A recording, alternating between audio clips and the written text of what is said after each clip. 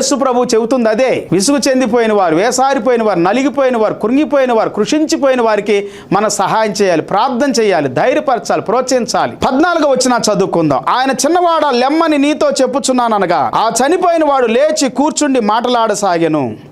ఆయన అతని తల్లికి అప్పగించెను. యేసుక్రీస్తు వారు ఏడవద్దని చెప్పటం మాత్రమే కాదు పిల్లారా, చనిపోయినటువంటి అతన్ని తిరిగి లేపి తల్లికి అప్పగించాడు. ఆమెకి ఎంత సంతోషం అండి. ఆమెలో లోతులో ఉన్నటువంటి దుఃఖం అంతా పెరికివేయబడింది, వేళ్లతో, కూకెట్టు వేళ్లతో సహా. నీ జీవితంలో ఉన్న బాధ, దుఃఖము, వ్యాకులు అంతటిని తీసివేయ శక్తిమంతుడు యేసయ్య. నీకు సహాయం చేస్తాడు, నిన్ను ఆదుకుంటాడు పిల్లారా. యేసుక్రీస్తు ద్వారా మనకు సహాయం దొరుకుతూ ఉంది. మార్కు సువార్త 1వ అధ్యాయం 39వ వచనం.